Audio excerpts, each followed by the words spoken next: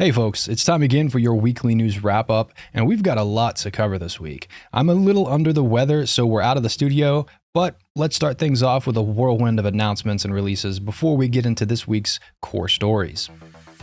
Activision teased a Black Ops 6 announcement this week. The full reveal will happen on June 9th at Microsoft's Xbox Showcase event. An accompanying tweet for the announcement refers to the game as a dark new chapter of the Black Ops franchise begins. So, if you're a Call of Duty fan, be on the lookout for that. A new job listing on LinkedIn from Respawn Entertainment went live this week, and now Titanfall fans everywhere are huffing that hopium. While few details were included in the posting, earlier this year, Jeff Grubb claimed Respawn was working on a new in-universe game, meaning it could be anything from a new Titanfall game to an Apex Legends spin-off to something new entirely. Well, new within the Apex Legends and Titanfall universe, that is. Stellar Blade, the game with a female lead so alluring that the internet almost collapsed in on itself from the drama and memes, is considering a sequel as well as a PC port. ShiftUp, the company behind Stellar Blade, made these announcements during their initial public offering filing in Korea this week. Also discussed was Project Witches, a Genshin Impact Honkai Star Rail style gacha game, which is due to release sometime in 2027 or 2028. V Rising is releasing on the PS5 on June 11th, and PlayStation enjoyers are in for a treat if this is your kind of game. I painstakingly avoided V Rising through early access because I'm a vampire fan and I wanted to have the full experience, and let me tell you, I am so hooked. In fact, I had to pry myself away from the game to work on the news today. So regardless of whether you're a PS5 only player or not, if you haven't checked V Rising out, consider this my strong suggestion. Everyone's favorite madman Hideo Kojima announced that Death Stranding 2's filming and recording are now completed. During a radio interview with Famitsu, Kojima said that the next year of development would entail an adjustment phase to make sure the game's mechanics are up to snuff. Good news for everyone looking forward to Kojima's unique brand of storytelling. Fallout is coming to Fortnite, a phrase I can scarcely believe is real, not because I'm necessarily a fan of either franchise, though I have been known to enjoy a romp in the wasteland from time to time. No, it's more shocking because up until the TV show's success, Fallout has been something of a niche hit. Not that it's an underdog franchise by any means, but still, Fallout and children calling my mother names on cheap Xbox headsets is not a combination that had ever actually occurred to me, but the more I think about it, the more it makes sense, and I don't just mean from a corporate give us all your money please way. Wild weapons, zany characters, and power armor. If anything, it's strange that it's taken this long to happen. But like I said, Fallout has always been something of a niche franchise, at least when compared to the mainstream likes of Call of Duty and Fortnite.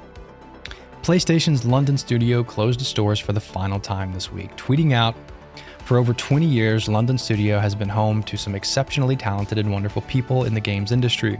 As we close the doors and all go forward to new adventures, we wanted to say a heartfelt thank you to all our past and present players and colleagues who have supported us over the years. We've had one wild and wonderful journey." The studio, mostly known for SingStar, was announced to be closed alongside a 900-person layoff earlier this year.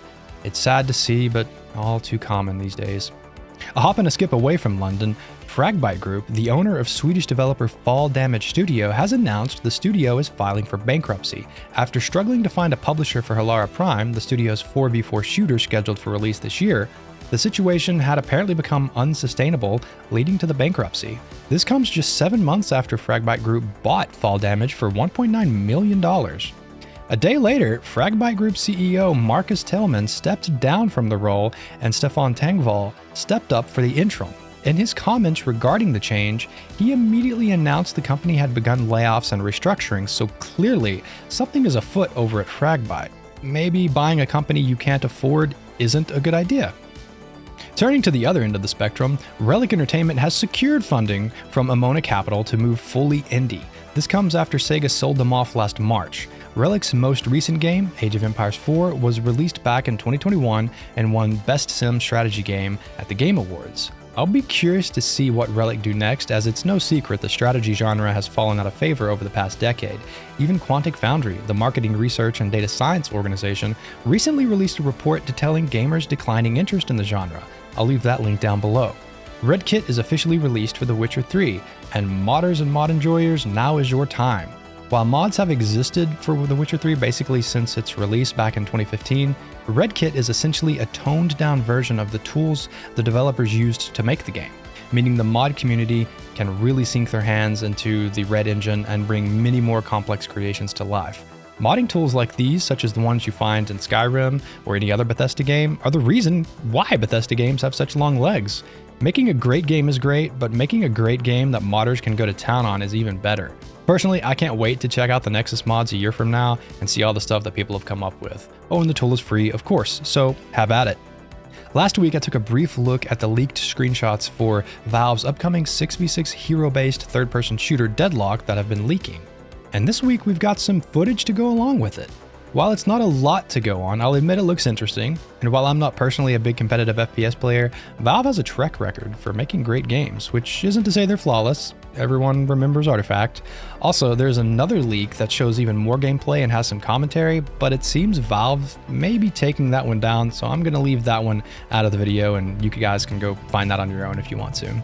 But I'll stick to what I said last week. Despite the FPS genre being saturated and highly competitive, if someone's going to come in and shake things up, it'll be Gabe. Also, look at this legend after the weight loss. You love to see it. It seems Nintendo has gotten tired of watching Microsoft and Sony buying up the world and decided to get on the action themselves with this week their announcement to buy Shiver Entertainment, mostly known for their not-so-great Mortal Kombat 1 Switch port and their decent Hogwarts Legacy port. Nintendo says the buyout was to secure high-level resources for porting and developing software titles, adding that Shiver will continue to develop and port software from multiple platforms, including Nintendo Switch. And before the Nintendo fans panic, no, this isn't Nintendo pulling a Microsoft and going multi-platform.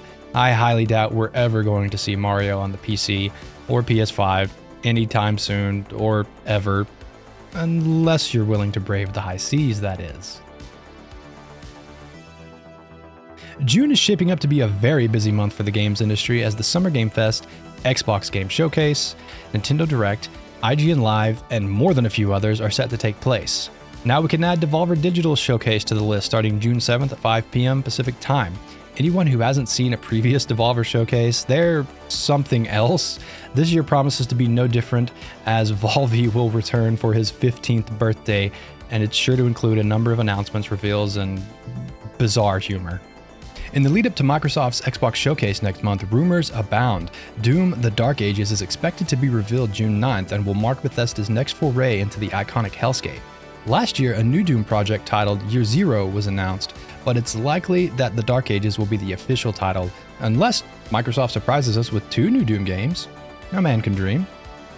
And lastly, Star Trek Resurgence released on Steam Friday to very positive reviews. Developed by Dramatic Labs, Resurgence has been locked away over on the Epic Games Store, but now, after a long, glorified year of early access, Trekkies who haven't checked it out definitely should. I'm a proud Star Trek nerd, and I want more of this kind of game. Please and thank you. Now, let's slow things down a bit and take a look at some of the more noteworthy occurrences that happened this week, with our headline story being Arrowhead's change in leadership and why I'm actually a little worried about this. And just be forewarned here, I'll be reading a few tweets and interview segments which are a bit lengthy, so grab your favorite beverage and settle in with me. Let's dive in. It all started last Wednesday. Helldivers everywhere collectively gasped when it was announced that CEO Johan would be stepping down from the role. Of course, my first instinct, and I'm sure many of yours, was to assume Sony finally stepped in and pressured Johan out, given the recent PSN fiasco. Fortunately, Johan went on to say that he'd be moving into the role of Chief Creative Officer, which will give him more time with the development team and the community in general. So why the sudden shakeup? Well, in an interview with GamesIndustry.biz, Johan offered a little bit more info on the decision, saying this: "I've been thinking about the journey ahead for Arrowhead, the future games we're going to be making, and running the organization beyond the 120 or so developers we have currently. I realize that running an organization of over 100 people to however large it's going to get, it means I will have to choose between deepening my love for game creation or the business track. Over the last year, going to the launch of Helldivers 2, I've been pulled more towards the business side of things and not being able to focus as much on the creative side. That made me realize I needed to make some decisions, both for the success of the business but also myself. So I reached out to Shams, we had a lunch, and we asked him that if I was to reconsider running Arrowhead for the next decade, and I needed to hire a new CEO, would he be interested? So this new CEO, Shams Jorjani, has spent 12 years in leadership roles at Paradox Interactive on the business side of things. In the interview, he discussed the role he'd be taking on at Arrowhead, saying, "What I'll be bringing to the table is organization and leadership. What I did at Paradox where I joined as the 23rd person and then helped grow the company into the behemoth it was about organization, leadership, and business focus. It's a lot of the frankly boring business administration stuff that is a necessary part of running a company, which is hard to do when you're also juggling the chairman's hat and the creative director's hat, and also being the one who is in the trenches doing a lot of the designing that Johan has been doing over the years. Bethesda has Todd Howard, Kojima Productions has Kojima, Remedy has Sam Lake, but when you ask who is running these companies, who is the CEO or managing director, you can't name the humble servant behind the scenes. So that's the setup. How do we enable Johan to make more Helldivers, and what I bring is a structure around that? That last phrase is the interesting bit to me, and it definitely has some implications. What I bring is a structure around that. But what kind of structure is Giorgiani interested in building? This is where I get worried. Let's take a look at a PC Games Network interview from October 2019 titled, "Paradox's business model objectively provides the best value for its players." Now, right out of the gate, anyone, especially a suit, telling you that something they do is objectively the best should immediately be suspect. Is Paradox's business model the best for some consumers? Possibly. All consumers? Yeah, definitely not. But let's not get bogged down in the semantics, it's just corporate talk after all. Instead, let's gather some more context. In the interview, Giorgiani says, "I think that we have objectively the business model that gives our fans the most value. There's no other business model that allows us to give away this much shit for free. We can go toe-to-toe with anyone who's released any game and supported it with the level of support we've given. We do a poor job of explaining this to consumers because they're conditioned by how every other game works." So what Mr. Giorgiani is talking about here is the frequent criticism leveled at Paradox Interactive for the perceived milking of their customer base through dozens of DLC. And Giorgiani is lamenting this fact by implying Paradox's DLC strategy is different from others since you don't need the DLC to have a complete experience in the base game, at least in his own opinion. In Giorgiani's view, games like Crusader Kings and Europa Universalis 4, both games he was involved with, offer a complete experience in and of themselves, and that he and Paradox needed to do a better job of emphasizing this fact so players don't feel compelled to buy all the hundreds of dollars of DLC. Now remember, this interview was from 2019, and from what I've seen, nothing actually changed regarding their communication over at Paradox when it comes to these DLC. And sure, I can understand what Mr. Giorgiani is saying here. It is true that there are a lot of games with dozens of DLC, and if you're like me, as soon as you see that, you close the store page. For me personally, when I see something like The Sims 4, I immediately assume the game will be incomplete without spending hundreds of dollars on all the TLC. And it's this perception that Giorgiani thinks he and Paradox did a bad job at changing, not necessarily the business strategy itself. Here's the problem. Whether or not a game like Crusader Kings or Europa Universalis 4 is worth it without the DLC is going to be up to each individual buying. In other words, it's a subjective evaluation, not remotely objective. And this is the Europa Universalis 4 Steam page as of May 22nd, 2024. Doesn't look much different from the Sims one, does it? Now, I'll be perfectly honest, I'm not a player of Paradox's games, so I spent some of this week exploring the various communities to get a feel for how the monetization model is perceived by the player base. And what did I learn? Well, a lot of nothing. As with literally anything, I found Paradox fans who thought the continued release of content to support development was fantastic, as well as players who thought the entire thing was a scam. I'll leave links below to a couple of the Steam community discussions that I reviewed. Now obviously this is just a small anecdote from one person, and not something to draw broad sweeping conclusions from, but I'm just trying to get a feel for this new CEO's mindset, and looking at how the Paradox communities responded to his tenure felt like a good starting point. And of course, just because Paradox's business model relied on dozens of DLC, that doesn't necessarily mean Helldivers 2 will take that route. But still, it's something to be aware of and keep in mind. If you have no problem with Paradox's business model, then you're likely not going to be too concerned with this change in leadership. On the other hand, if you're the kind of person that immediately closes store pages when you're bombarded with hundreds of dollars of DLC, there may be cause for concern here. There's one other topic we can look at to get a sense of Giorgiani's priorities. When Sony tried to force the PSN requirement, which led to a well-deserved review bombing on Steam, Giorgiani retweeted this old tweet. I'm just a boy standing before you, Steam, begging you to develop a community notes feature to go alongside your user review system. Saying of the tweet that it was needed after this weekend, referring of course to the weekend when Helldivers was review bombed. Now, whether or not a community notes feature on Steam would be useful or not is up for debate. However, I am concerned that Giorgiani thinks consumer protesting against bad corporate decisions means Steam needs to implement a community notes system. These systems are put in place to curb misinformation, not to clamp down on valid consumer outrage. All in all, I wish I felt less wary about this change. On the one hand, I'm happy to see Johan taking a more creative role, but I'm definitely concerned about the direction Giorgiani may try to steer the company given everything we know. That said, there's no reason to jump to conclusions yet. Being a doomer isn't productive, but neither is sticking your head in the sand and pretending everything will work out. Just, keep an eye out on the situation, and if it starts to walk like a bot and chant like a bot, then let's call it exactly what it is. But for now, let's just enjoy the game that we have. And speaking of the game itself, earlier in the week, community manager Twinbeard, speaking on Discord, had this to say about the current state of balance in the game.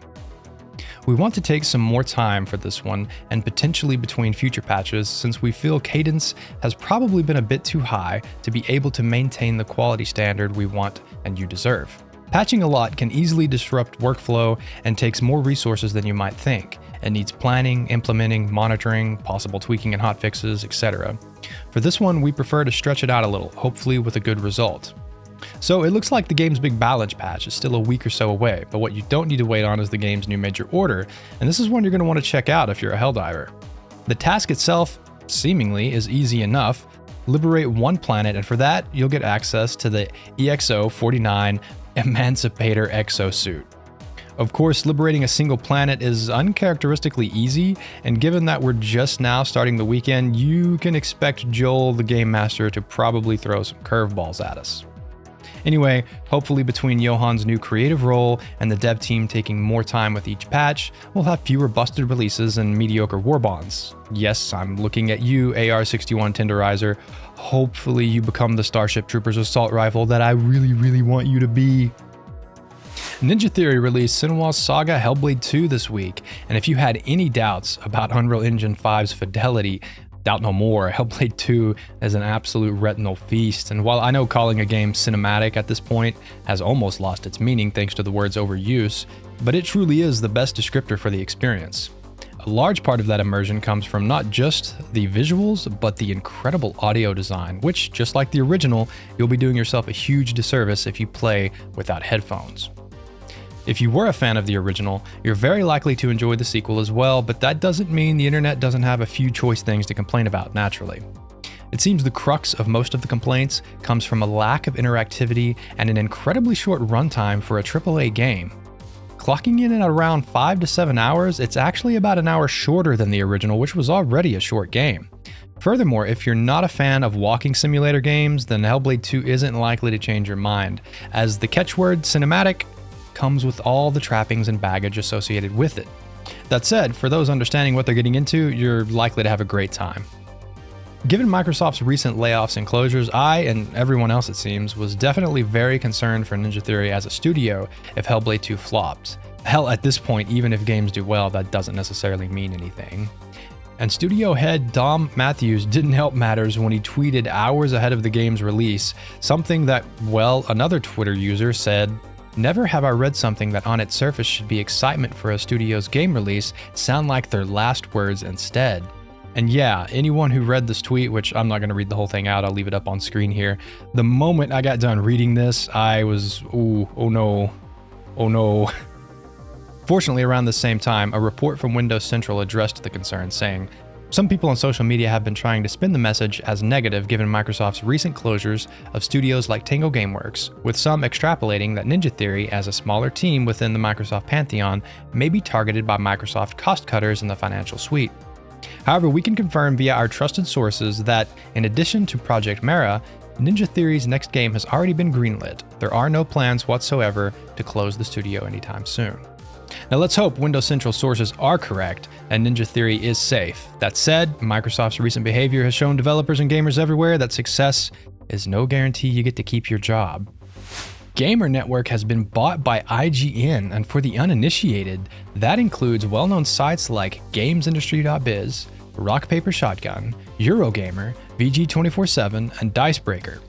If that level of consolidation worries you, you are not alone. On top of that, layoffs are already in progress, with longtime managing editor for GamesIndustry.biz, Brendan Sinclair, already let go. Even if you're unfamiliar with the name, chances are you've at least seen a few of his headlines, if not read a few of his stories over the years. And while layoffs after an acquisition are basically expected, the speed at which they were implemented here is pretty disgusting and frankly disrespectful. ReedPop, the previous owner of Gamer Network, announced it was looking for buyers last November, and IGN was apparently all too happy to oblige.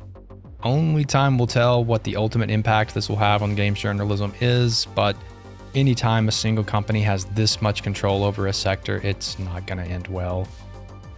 XDefiant, Ubisoft's attempt to answer Call of Duty, released this week and predictably was met with server instability. Fortunately for gamers, the issue seemed to be mostly ironed out in a matter of hours. So is this going to take Call of Duty's crown? Well, you'll have to tell me, as this is only on Ubisoft's store for PC players, and well, that's just a big no from me. For console players, you're able to pick it up on the PS5 and the Xbox Series X and S. From what I've gathered on the internet, server issues aside, the game is anywhere from average to below average to slightly above average. Not exactly the ringing endorsement you would need for a COD killer. But it's still early going, so we'll see where it goes. Despite the initial server issues, the game hit 1 million unique players in the first 3 hours and peaked at around 300,000 concurrent players. Of course, this is a free-to-play game, so the true test is keeping those numbers. I'll be checking over this game in the coming weeks and months to see how it's going. If you have picked up XDefiant and are enjoying it, I'd love to hear your thoughts down below. Not only is this a game I'm not all that interested in, but being locked behind Ubisoft's store for me is just a big no. The weapon variety looks a little stale, and how is the cheater problem? When I saw the game was using BattlEye, let's just say that didn't inspire my confidence. Last week we covered Activision's new Polish studio, Elsewhere Entertainment, and this week, Larian Studios announced plans to set up shop in Poland as well. And just what is the end goal for this new Warsaw-based studio? CEO Swinvinke says, "Our plan for the Polish studio is very simple. Build a team that can work on our 2 very ambitious new RPGs and enjoy the fruits of their labor. We're a very bottom-up company, so I'm eager to see what new things they'll bring us. I think it'll work really well." Earlier in the year, it was confirmed that Larian would not be working on Baldur's Gate 3 or any expansions. But given the studio's isometric RPG pedigree, I think expecting more of the same is a good bet. Usually the phrase more of the same is derogatory, but in this case I'm sure we can all agree that yes, please Larian, more of the same. Moving away south from Warsaw to Bucharest, Romania, Amazon has also announced their own new studio this week. Amazon! Headed by Christian Pana, a Ubisoft vet with 20 plus years of experience in the industry, this newest studio seems like it will mostly be just a support studio. Announced on the AmazonGames.com website, it says, the new studio will focus on supporting Amazon's diverse portfolio of games now and in the future, so it doesn't look like we should expect any full releases from Bucharest, at least at this point in time. The System Shock remake finally landed on consoles this week, bringing with it improved controller support, as well as keyboard mouse support for the current and last-gen machines. This one is a no-brainer for immersive sim enjoyers. If you like games like Dishonored, Prey, Deus Ex, then stop what you're doing and go play the granddaddy of them all, you won't be disappointed.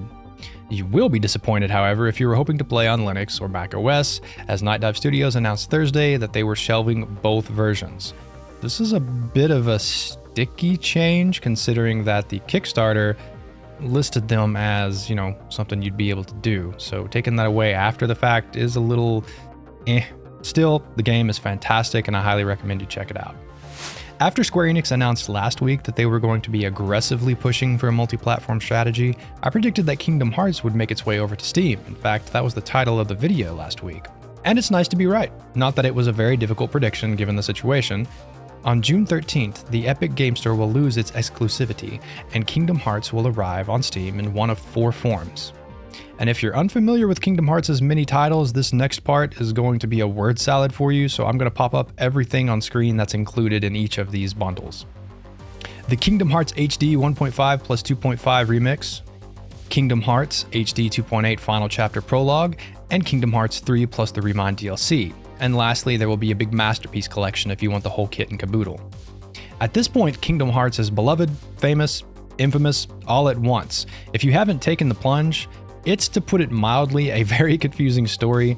So perhaps June 13th will be the time if you're interested. And by the way, for the OG Kingdom Hearts fans, did you hear the new recording of Simple and Clean in the trailer? Man, talk about hitting right in the nostalgia. Paradox Interactive have once again delayed Life by You's early access release, this time indefinitely. Which isn't to say the game is cancelled, hopefully, but in a post on their website, the deputy CEO had this to say, among other things. While we would have preferred to commit to a new release window, we believe it is more prudent to hold off while we plan ahead rather than committing to a new date that we cannot be certain to meet. Obviously, with this being the third delay since it was announced last March, it makes sense to not set another date that might be missed. That said, these aren't delays for a finished game.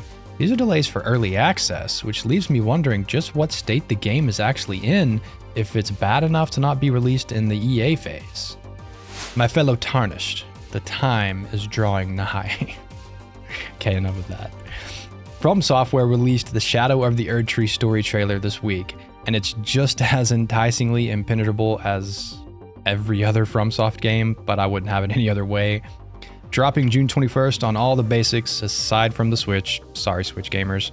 The Shadow of the Erdtree expansion takes place in the Land of Shadow, and it features a new story, dungeons, enemies, gear, and of course brutally difficult bosses. For my part, I'm not going to have time to play it at launch, but you can bet I'll be keeping my finger on the pulse to bring you the news when it lands. Speaking of Elden Ring, their publisher, Bandai Namco, has released the financials for this year, and despite a decline in net digital sales and profits, their bottom line was sitting pretty at a 12% profit rise, or about $651 million. This is largely thanks to their other segments such as toys and hobbies, with Gundam figurines and trading card games for One Piece and Dragon Ball leading the way. And despite the digital sales drop, Bandai Namco is forecasting a 384% increase in digital sales profits next year.